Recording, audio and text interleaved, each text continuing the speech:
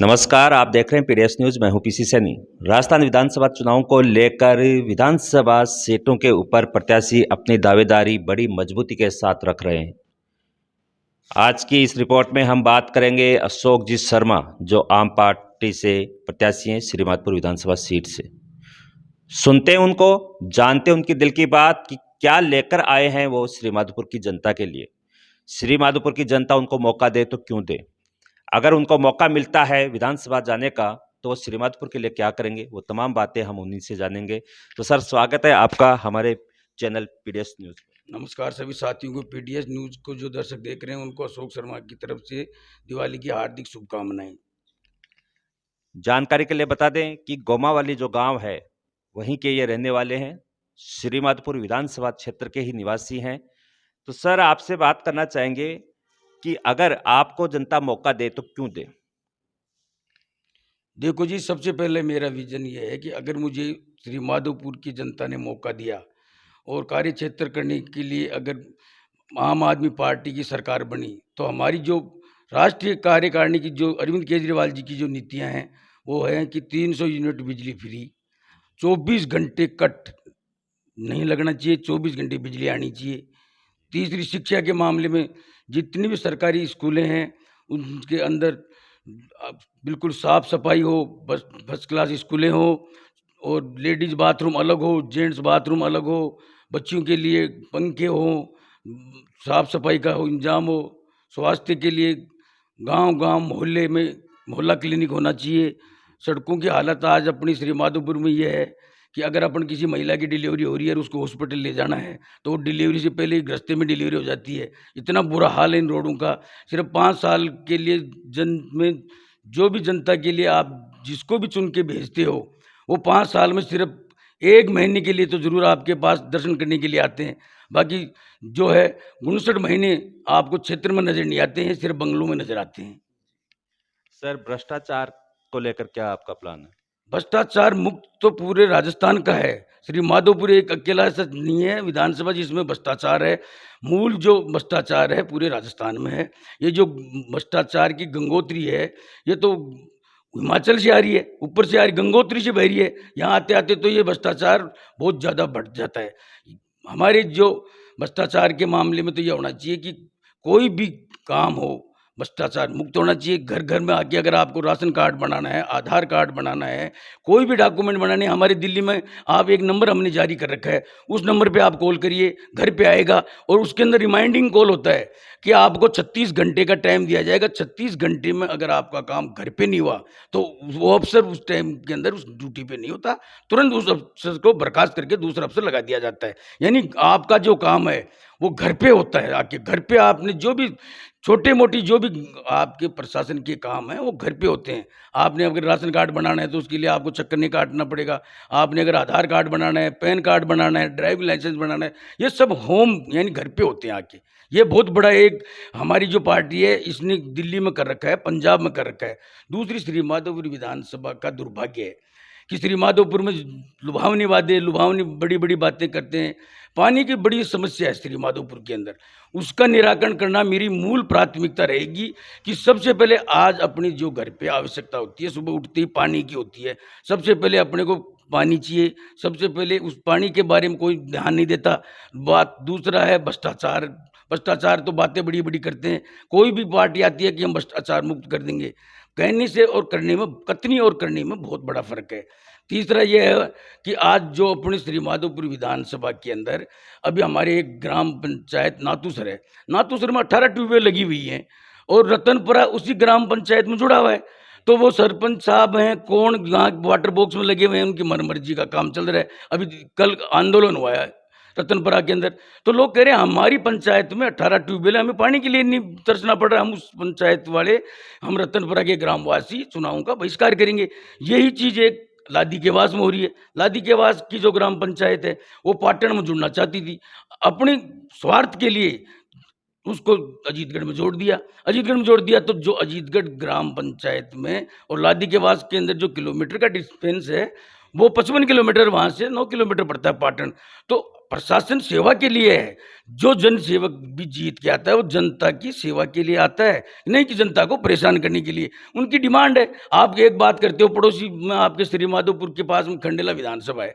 मुख्यमंत्री जी ये कहते हैं कि मैं खंडेला को अगर जो क्षेत्रीय विधायक कहे तो मैं इसको जिला बना दूं। तो खंडेला को जिला बाद में बनाओ, आप सिर्फ पाटन को जोड़ दो ना। लादी के वास को हटा के पाटन में जोड़ दो और पंचायत समिति अजीतगढ़ से हटा के उनको पाटन में रहने दो। तो क्या उसमें पंचायत समिति थोड़ी भंग हो जाएगी? तो ये चीजें क्या है, ग्राउंड पे काम करने से होती हैं। अपने जो हर आदमी आता है चुनाव में वोट मांगने आता है, बातें बातें लंबी करता है। जब तक आप जनता की बातें जनता से नहीं जुड़ के सुनोगे, जब तक जनता भी समझती है वो पहले वाला नहीं है कि एक पिताजी ने कह दिया कि मेरे घर में 20 वोट हैं और मैंने कहाँ भर दी है। आजकल पता नहीं मिसेज किसको वोट देती है, हस्बैंड किसको वोट देता है, बच्चा किसको वोट देता है। एजुकेशन का जमाना आ गया। जो पिछले अपने पिताजी हैं, माताजी, उन्होंने तो अपनी लाइफ जी ली। अब बच्चे तो अपना भविष्य खुद तय करते हैं कि मुझे मेरा वोट जिसको भी दे रहा हूँ 5 साल वो मेरी वोट की कीमत क्या होगी, उस वोट के लिए मैं जिसको वोट करूंगा उसको जनप्रतिनिधि को जानता भी नहीं जानता हूँ। मैं ये नहीं कह रहा कि आप आम आदमी पार्टी से असंतुष्ट हैं तो बीजेपी से असंतुष्ट होंगे, कांग्रेस से भी असंतुष्ट होंगे। आप जिसको भी वोट कर रहे हैं उस कैंडिडेट को आप बाई फेस जानते हो, वो आपको जानता हो। काम बात की बात है, आप उसके घर जाओ, सबसे पहले तो आपको ये पूछे कि आइए आप मेरे पास आए हो, कहाँ से आए हो, बैठो जी, चाय पियो, खाना खाओ, फिर काम पूछे। जाते गए तूने तो मुझे वोट ही नहीं दिया, मैं तो तेरे को जानता ही नहीं हूँ।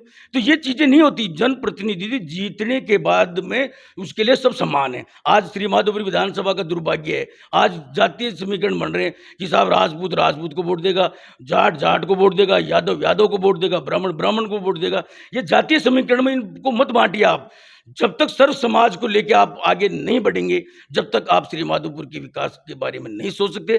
श्री माधोपुर में जनप्रतिनिधित्व वो होना चाहिए जो सर्व समाज 36 कौम को साथ लेके चले और उनकी इज्जत करे। 5 साल जिसने वोट दिया उसकी भी इज्जत होनी चाहिए, जिसने नहीं दिया। आप जब वोट से जीतते हो तो जनप्रतिनिधित्व कहलाते हो, विधायक कहलाते हो, तो आपने पूरी श्री माधोपुर का प्रतिनिधित्व कर रहे हो, नहीं कि आप सिर्फ जिन्होंने वोट दिया उनके कर रहे हो। हाँ, ये जरूर है, व्यक्तिगत आदमी की दिव्यता जहां तक होती है, जहां तक आप उसको वोट नहीं पड़ता, वोट देने के बाद आपके लिए सब समान है। तो मेरी तो ये प्राथमिकता है कि अगर मुझे श्री माधोपुर विधानसभा में जनता ने मौका दिया और परिवर्तन आप कह रहे हो, परिवर्तन है, सब दुखी हैं, परिवर्तन चाहते हो, तो एक मौका मुझे देना। 5 साल में वो काम करके बताऊंगा जो 50 साल के श्री माधोपुर के इतिहास में नहीं हुआ होगा। और सिर्फ 5 साल मौका ले रहा हूं, अब से हाथ जोड़ के 5 साल मौका ले रहा हूं। 5 साल के बाद किसी दूसरे भाई को मौका दूंगा। ये नहीं कहूंगा कि 5 साल बाद मैं ही आ रहा हूं जी। मेरे से 21 जो आदमी काम करेगा उसकी प्रायोरिटी में सबसे पहले उसको श्री माधोपुर विधानसभा के आम आदमी पार्टी का प्रत्याशी घोषित करवाऊंगा। ये मेरी जिम्मेदारी है। आगे जो भी मेरे लायक काम होगा, मैं जीतूं हारूं, हाथी मरा हुआ 1.25 लाख का होता है, जिंदा लाख का होता है। तो मैं अगर चुनाव भी हार गया ना तो भी 1.25 लाख का ही कहलाऊंगा। मैं कोई राजनीतिक मेरा बैकग्राउंड नहीं है कि मैं कोई मेरी पैदाइशी राजनीति है। मैं भी एक आम आदमी की तरह आम किसान का बेटा हूँ जो घर से उठता हूँ तो मुझे पता है कि घर की क्या क्या समस्याएं होती हैं। मैं किसी राजा का बेटा नहीं हूँ कि सिर्फ राजा की बातें करूंगा कि हाँ जी आप पंडित तो मेरा बेटा प्रधान बनेगा, मेरा बेटा एमएलए बनेगा।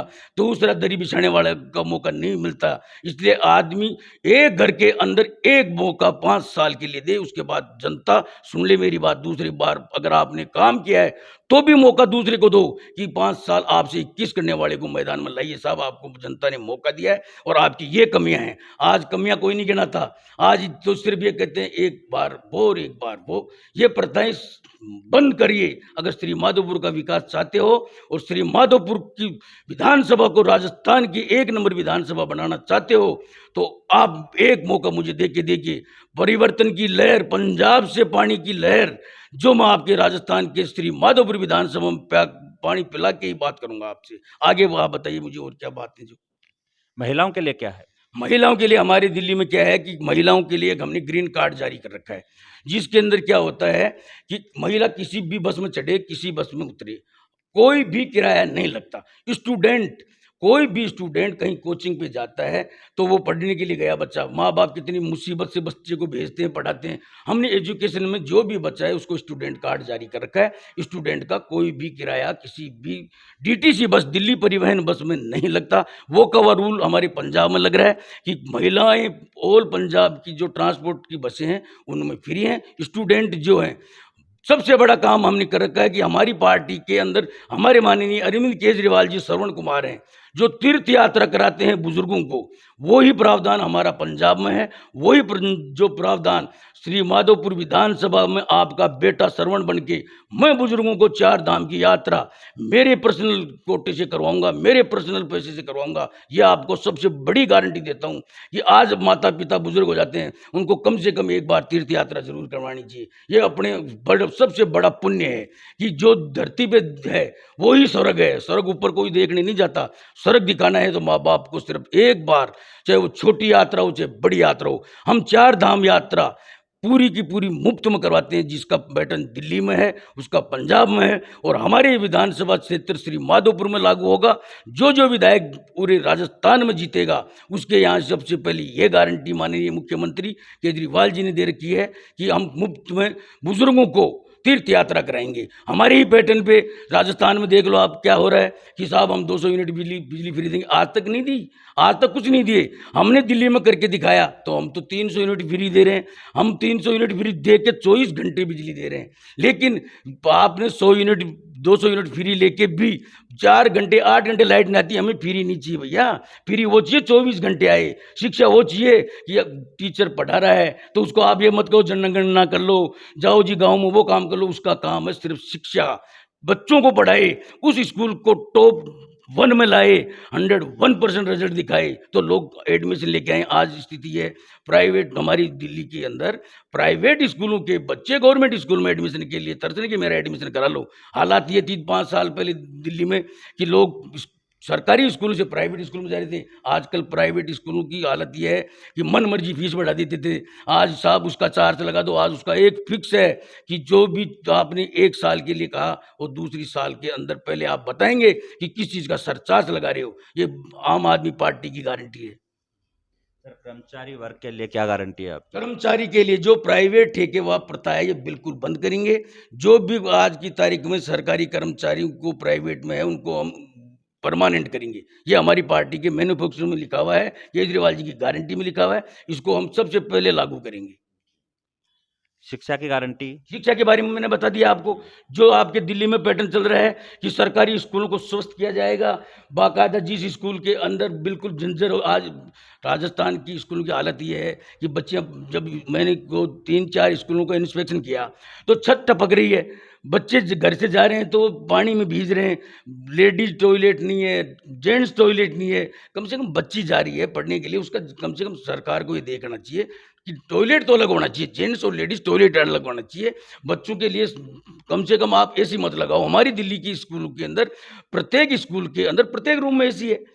आप कम से कम पंखे तो लगवा दो सुचारू रूप से, जिससे कम से कम बच्चे पढ़ने जाएं तो कम से कम पंखा तो उनकी छत पे हो। ये हमारी गारंटी है। सरकारी स्कूलों को सुचारू रूप से बिल्कुल नेट एंड क्लीन किया जाएगा। सर, स्वास्थ्य को लेकर क्या गारंटी है स्वास्थ्य आपकी? के लिए हमारे जो दिल्ली और पंजाब के अंदर जो पैटर्न है कि मोहल्ला क्लिनिक क्या होता है कि आज जोड़ा साहब किसी ने भी अपना अड्डा खोल लिया और उसको इंजेक्शन लगाना आता भैंस का या गाय का, और वो भी 2-4 डेमो दवाई के रख लिए। किसी के बुखार है उसको दवाई दे दी। तो वो नहीं, हम मोहल्ला क्लिनिक खोलेंगे। छोटी मोटी बीमारी है वो अपने मोहल्ले में करवा ले। बड़ा जो क्राइस्ट जो बीमारी है उसके लिए निःशुल्क जांच होगी। पूरे राजस्थान में हमारी पार्टी की सरकार बनी तो मेरी अगर श्री माधोपुर में मुझे मौका दिया तो मैं मोहल्ला क्लिनिक एक गांव में खोलूंगा। उसकी मेरी स्वयं की जिम्मेदारी होगी कि कोई भी जांच होगी वो मुफ्त में होगी, बड़ा इलाज होगा वो सरकारी हॉस्पिटल में मुफ्त में होगा। हमारी दिल्ली के अंदर है बड़ा से बड़ा इलाज होता है, एम्स का इलाज भी फ्री में, 1 रुपये से लेके 1 करोड़ रुपए तक का इलाज भी मुफ्त के अंदर है।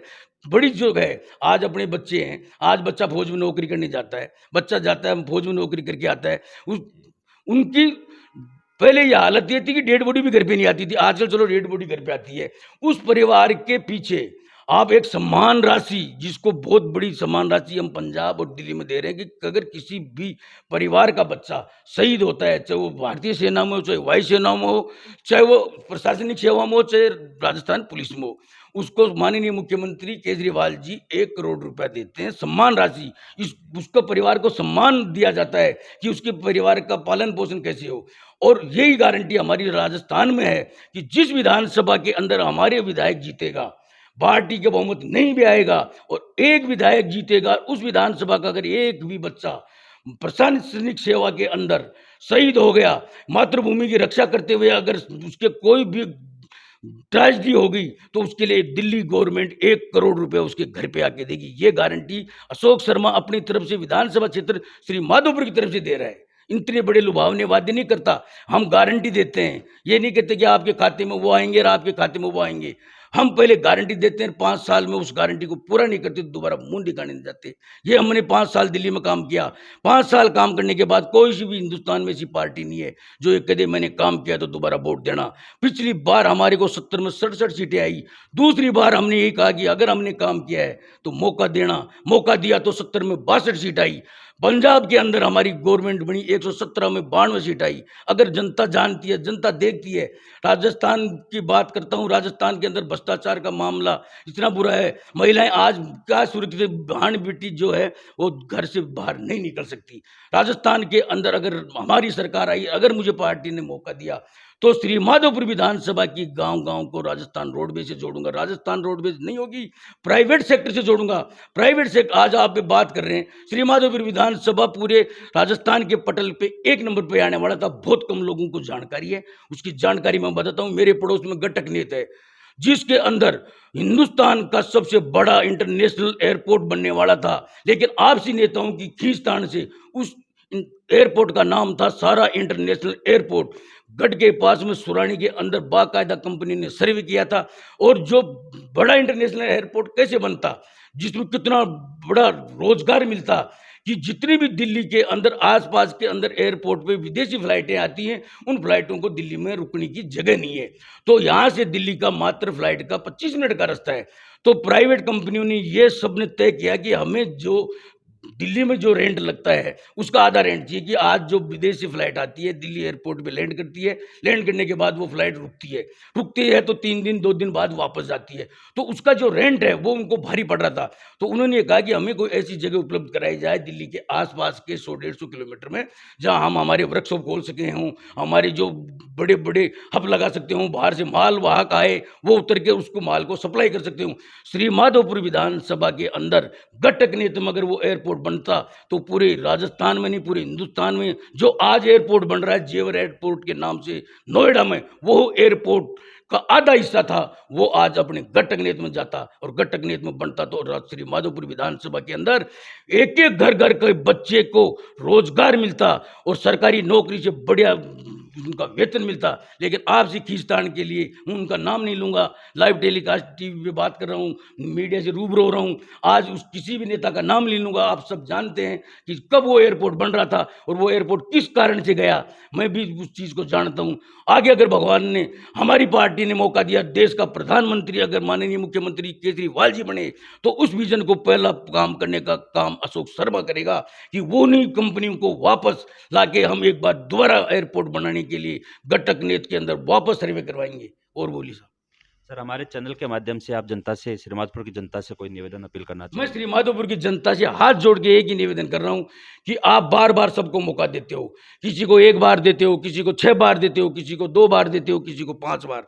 श्री माधोपुर के दुर्भाग्य को चेंज करके देखिए आप, श्री माधोपुर में एक बदलाव करके देखिए, श्री माधोपुर में एक आम आदमी, एक गरीब के बेटे को मौका देखिए, फिर देखिए आपकी परिवर्तन कैसे होता है, कैसे काम होता है। आप एक बार मुझे डंडा तो दे के देखिए, काम डंडे से होता है, काम जबान से होता है, कागज कार्रवाई से काम नहीं होता, किसी की बड़ काटने से काम नहीं होता, किसी की रड़ काटने से काम नहीं होता। सबको साथ लेके चलो, 36 कौम को साथ लेके चलो, 36 कौम के विचारों की बातें सुनो, 36 कौम के विकास की बातें करो, 36 कौम के दुख दर्द की बातें करो। इन्हीं शब्दों के साथ में मेरी वाणी को विराम देता हूँ। जय हिंद, जय भारत। थैंक यू सर, आप हमसे जुड़े। तो आपने सुना आम आदमी पार्टी के प्रत्याशी श्री माधोपुर से अशोक शर्मा ने, उन्होंने अपना पूरा विजन बताया। इस इंटरव्यू में इतना ही। आप देख रहे हो पीडीएस न्यूज़, मैं हूं पीसी सैनी। Thank you.